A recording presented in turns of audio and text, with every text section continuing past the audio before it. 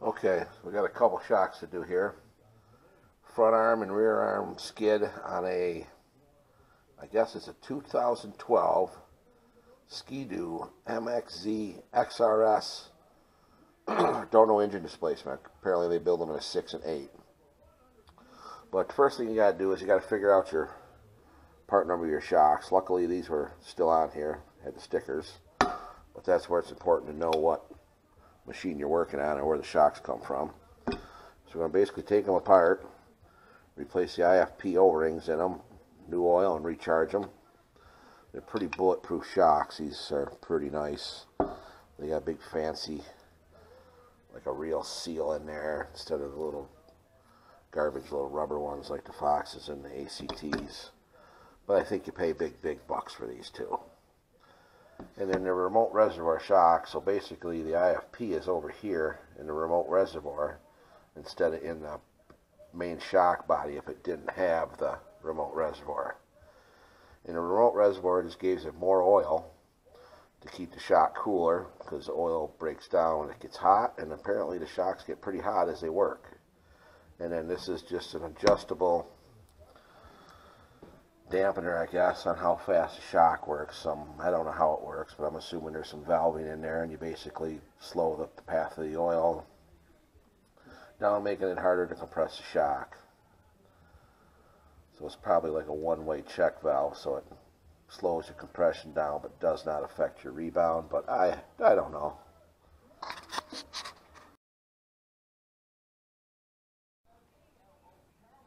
So once you figure out your part numbers, you got to find your IFP depths.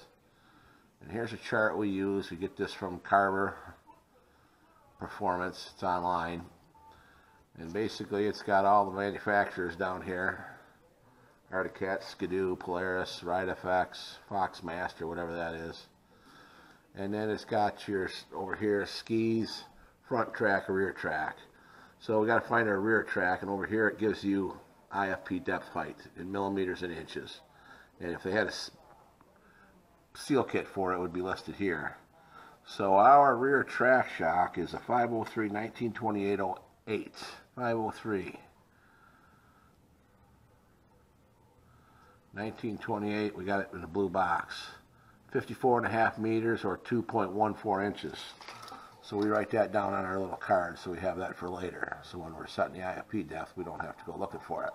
And they do the same for the other. And it also gives you, over here gives you ski shocks if you're doing those, which we're not doing those today. So that's how you do that part. Okay, so on a remote reservoir shock, you discharge it from the end of the remote reservoir. So we'll pull that screw out of there, put our inflation needle in there, take the nitrogen out of it. And we got to tap this down in here. This is down in here already. We just got to tap this down in there, and there's a little ring in there you got to take out. And then this will pop out of there.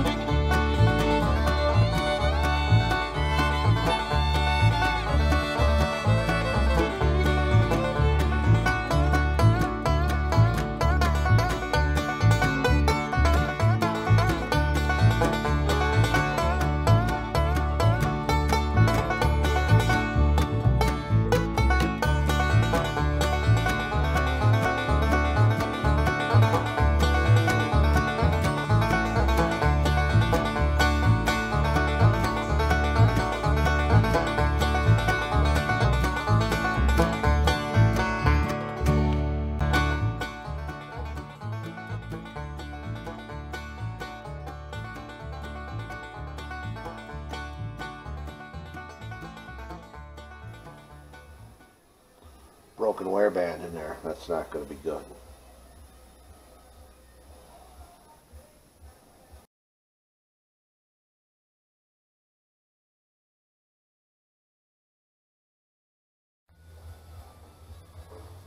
Okay, we're back on our shock program for these Ski-Doo, these KYBs or HPGs, or I don't know what the hell they are. But we ended up having to get a new wear band when we took it apart. That wear band was broke, so got one of them ordered up.